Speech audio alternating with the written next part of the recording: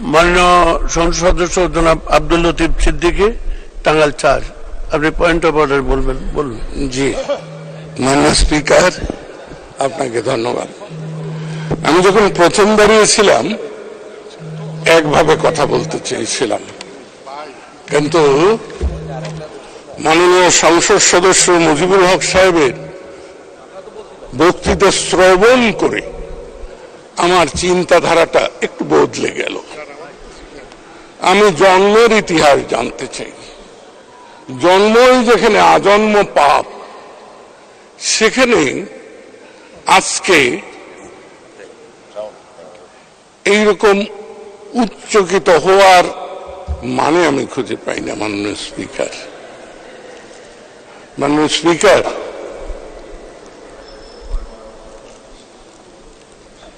1947 সালে যখন ভারত ভাগ হয়, পূর্ব পাকিস্তানের জনসংখ্যার সেই সময়ের অনুপাতে এবং ভূমি ব্যবস্থার অনুপাতে যে জরিপ হয়েছিল, সেই জরিপে দেখা গিয়েছে 47 সালের 14 আগস্ট 87% ভূমির মালিক ছিল সনাতন ধর্মাবলম্বীরা, আর 13% ভূমির মালিক ছিলেন উম্মতে মুহাম্মদীরা। অতএব পরবর্তী সময়ে আমরা যারা ভূমি মালিক হয়েছি, তারা তো ওদের কাছ থেকেই কিনে নেই বা জবরদখল করে নেই, সেটাই তো হয়েছে। এবং এটার সাক্ষ্য হলো, আপনি জানেন যে 1962 সালে ROR হয়েছে। এই RORটি হলো রেকর্ড অফ রাইটস। কোন দলিল লাগবে না, উম্মতে মুহাম্মদী যার কাছেই জমি আছে তার দখলে আছে, অতএব এই জমি তার। এজন্যই ROR হয়েছিল। আর আজকে মুশকিল হয়েছে, আমাদের যা কিছু উত্তরাধিকার, আমরা কিন্তু আমাদের উত্তরাধিকারকে স্বীকার করি না, উত্তরাধিকারের দায় স্বীকার করি না। এই বেনজির যে আমাদের দেশে হয়, এর নজির কিন্তু আছে। এই বেনজিররা নজির নিয়েই কিন্তু আসে। আমরা যদি পাকিস্তানের কথা দেখি, তাহলে কি দেখব? খাজা গজা নবাবদের যারা নায়েব গোমস্তা ছিল জেলা উপজেলা গ্রামে, তারাই কিন্তু পরবর্তী সময়ে সম্পদ এবং বৃত্তের মালিক হয়েছে। আইয়ুবের পদলোহনকারী যারা, সামরিক শাসনের জঞ্জাল যারা, তারাই সম্পদের মালিক হয়েছে। আর এই বাংলাদেশে 75-এর আগে কিন্তু এত চমক ছিল না। মাননীয় স্পিকার, আমার সমস্যা হলো, ইতিহাস অনেকে পাঠ করেন, আর আমি অনেকগুলো ইতিহাসের সাক্ষী। এই সংসদে 3 নম্বর চেয়ারে আজকে যেখানে বসে রয়েছেন হাওলাদার সাহেব, মাননীয় সংসদ সদস্য, এখানে একসময় পূর্ব পাকিস্তানের মুখ্যমন্ত্রী জনাব আতওয়ার রহমান খান সাহেব 73 সালে বসতেন। তিনি বলেছিলেন যে, মাননীয় স্পিকার, আজকে দেশে লাখ লাখ টাকার কথা হয়, এ শুনে আমার হৃদকম্প হয়। এটা কি বয়সের কারণে না পরিস্থিতির কারণে তা বুঝতে পারছি না। মাননীয় স্পিকার, আমরা শত, খুব বেশি হলে হাজারের হিসাব করেছি। তো আজকে আমার বলতে ইচ্ছা হয় যে মাননীয় স্পিকার, আমরা লাখ টাকা পর্যন্ত শুনেছি, এখন কোটি মিলিয়ন বিলিয়নের হিসাব দেখতে পাচ্ছি, এবং ট্রিলিয়নের কথা আমি বলছি না। এবং এর জন্মদাতা কারা? এর জন্মদাতা বাংলাদেশের দুটি সামরিক শাসন।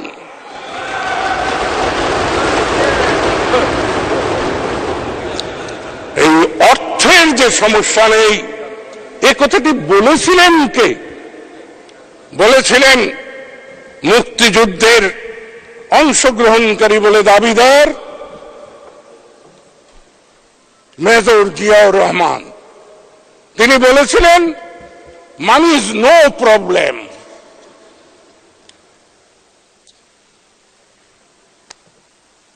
তো মানি ইজ নো প্রবলেম যেখানে, সেখানে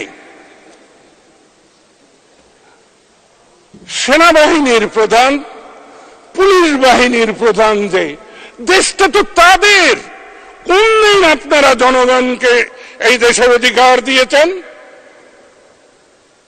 ভোটার অধিকার কাকে দিয়েছেন? কারা লুণ্ঠন করেছে মানুষের মানবিক অধিকার? আজকে চিৎকার করার আগে বুকে হাত দিন, সত্য বলতে শিখুন, সত্য বলুন। এই বেনজির নিয়ে, আজিজ নিয়ে, আনোয়ার আজিজ নিয়ে আমি নির্বিকার। আজকে আপনারা যেখানে বসেছেন, আপনারা কারা?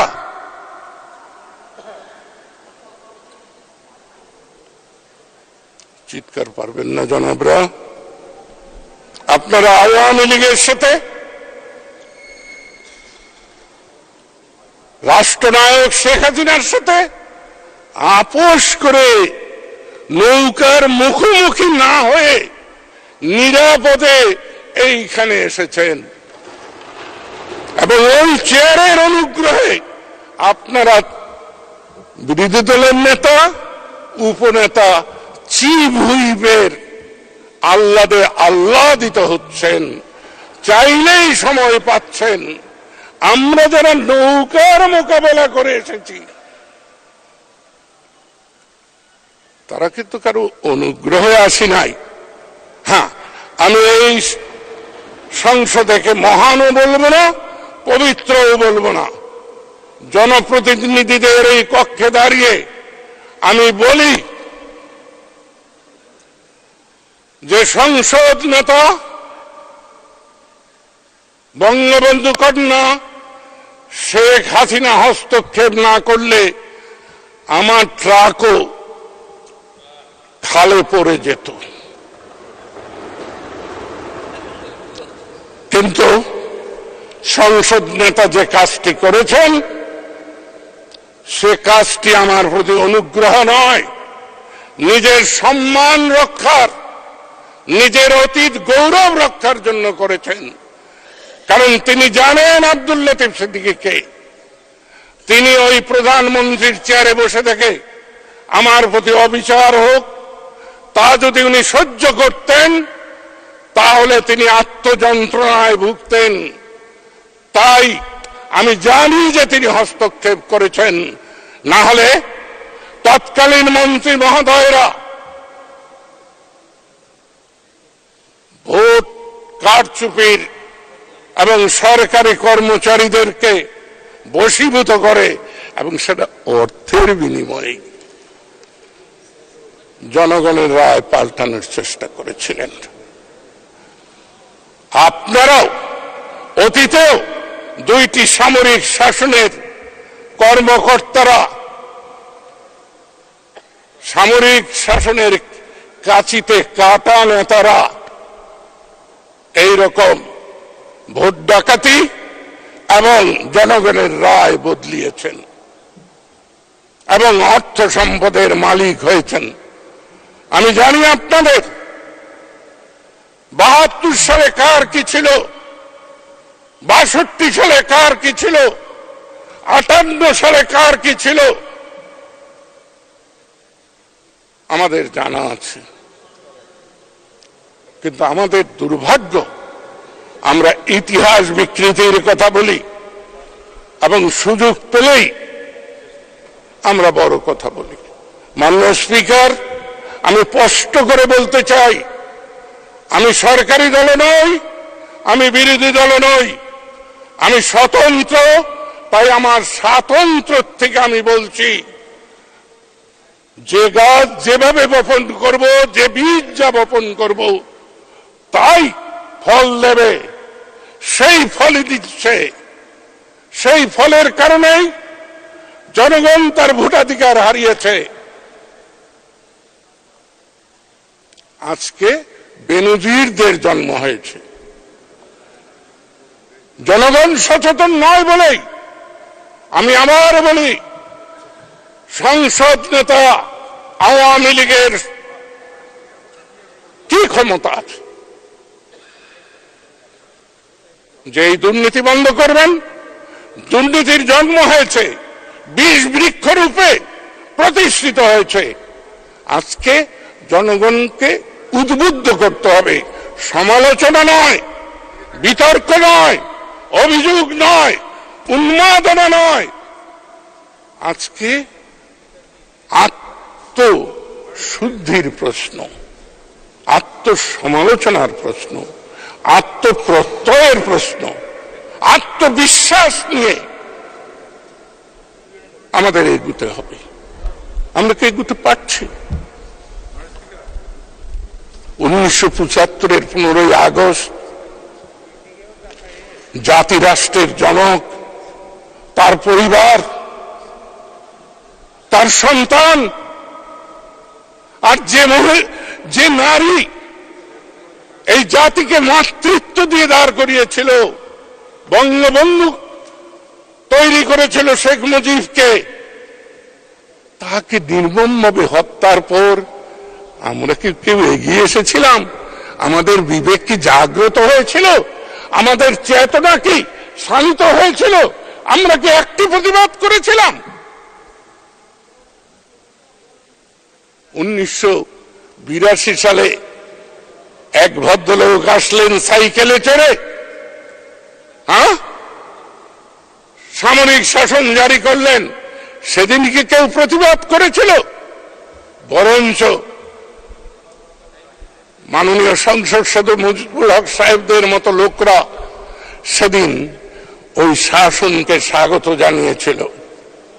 কোন কোন পত্রিকায় আবার লেখা হয়েছিল, এক ফোঁটা রক্তপাত হয়নি, একটি বন্দুকের গুলি ফোটেনি। ইতিহাসের নির্মমতা বড় কঠিন। ইতিহাসকে অস্বীকার করবেন না। ইতিহাসকে অস্বীকার করলে কেউ পার পাবেন না। তাই আমি বারবার বলি, নিজের জন্মের ইতিহাস আমরা যেন ভুলে না যাই। আমরা কিভাবে আজকের এই সংসদে এসেছি আমরা যেন ভুলে না যাই। আজকে বেনজির, আজিজ, এরাই কি সব? এরকম লক্ষ আজিজ, লক্ষ বেনজির প্রতিটা রন্ধ্রে রন্ধ্রে ঢুকে গিয়েছে। এতক্ষণ ধরে স্বাস্থ্য মন্ত্রণালয়ের মন্ত্রী মহোদয় প্রশ্নবাণে আমরা তাকে ক্ষতবিক্ষত করলাম। তিনি এক পর্যায়ে বললেন যে আমি নিজেও মেন্টাল কেস হয়ে যাচ্ছি। আসলে আমরা কি মানুষের অধিকারকে স্বীকার করি? আমরা শুধু আমাদের কথা ভাবি। আমাদের কথা ভাবলে হবে না, মানুষের কথা ভাবতে হবে। বঙ্গবন্ধুর নেতৃত্বে আমরা কি চেয়েছিলাম? আমরা চেয়েছিলাম মানুষের অধিকার, আমরা চেয়েছিলাম মানুষের সম্মান। আজকে কি মানুষের অধিকার, মানুষের সম্মান আছে? আমলাতন্ত্র, সেনাবাহিনী, গোয়েন্দা বাহিনী, পুলিশ, তারাই কি শুধু দুর্নীতি পরায়ণ? আমরা এই সংসদে যারা এসেছি, কে কিভাবে এসেছি? আসুন না আমরা একটু আত্মসমালোচনা করি। আমরা তো সেটা করছি। মাননীয় সদস্য আমার দিকে একটু বিবেচনা করে সময় ক্ষেপণ করুন। মাননীয় স্পিকার,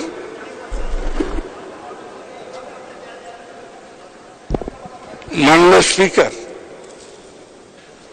একটু সংক্ষেপ আমি করুন। ঠিক না, আমার আপনি যদি বলেন আমি এখনই বসে পড়বো, কিন্তু মাননীয় স্পিকার, আমার বেদনাবোধ হয়, আমি যন্ত্রণাবিদ্ধ হই। কিছুক্ষণ আগে এক মাননীয় সংসদ সদস্য বললেন যে আপনি এত শান্তিপূর্ণভাবে কথা বললেন, আজকে প্রশ্ন তুললেন। তা আমি শান্তি, অশান্তি, শক্তি, শক্তির অপপ্রয়োগ, এই শব্দগুলো সম্পর্কে আমি খুব ভালো করেই পাঠ করে আসি। আমি বিশ্বাস করি যার শক্তি নাই সে শান্তি প্রতিষ্ঠা করতে পারে না।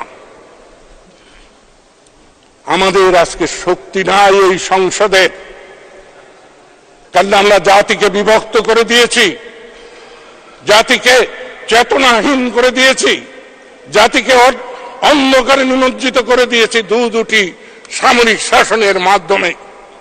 এই জঙ্গি শাসনরা আমাদের চেতনাকে, আমাদের আশা আকাঙ্ক্ষাকে, আমাদের চৈতন্যকে বুট পিষ্ট করে দিয়েছে। তাই আজকে বিভ্রান্ত। আজকে সংসদ নেতা শেখ হাসিনা একা পারবেন? কেউ কেউ বলেন আপনি শেখ হাসিনার বিরুদ্ধে বলেন না। আমি শেখ হাসিনার বিরুদ্ধে বলতে যাব কেন? শেখ হাসিনার পরে কে আসবে বলুন? আমাদের শেষ বাতিঘর শেখ হাসিনা বাঙালির। ওকে যদি শেষ করি তাহলে কে আসবে বলুন? যদি আসে আমি তার পক্ষে দাঁড়াবো, আমি সেই দিন শেখ হাসিনার বিপক্ষে বলবো। কিন্তু আমরা তো আপনাদের সবাইকে দেখেছি, আপনারা কে কোথায় কি করেছেন। শেখ হাসিনা ইচ্ছে করলেই পারছেন না। আমার বাপাসে সদস্য, সংসদ সদস্য বসে মাননীয় স্পিকার শেষ করে দিচ্ছি, আপনার অশান্তি বাড়াবো না। যে আমরা তখন আমি আওয়ামী লীগের সদস্য, 2001 আমরা কারসাজির নির্বাচনে, ষড়যন্ত্রের নির্বাচনে, আন্তর্জাতিক চক্রান্তে পরাজিত হলাম। সেদিন আমার বাঁ পাশে যিনি বসা আছেন মাননীয় সংসদ সদস্য, তিনি একটি লেখায় বললেন যে আওয়ামী লীগের এই পরাজয় তাদের স্বৈরাচারী আচরণের পরাজয়। আমি ঠিক উদ্ধৃতি করতে পারলাম কিনা জানি না, তো এইরকম একটা কথা বলে। সদস্য, আমি অনুগ্রহ, আপনি বসুন। আমি বসে পড়ছি। অনেক শুনেছি, আপনি ধন্যবাদ বক্তব্য রেখেছেন, আপনাকে অসংখ্য ধন্যবাদ। আমি আর সময় দিতে পারলাম না, ধন্যবাদ আপনাকে।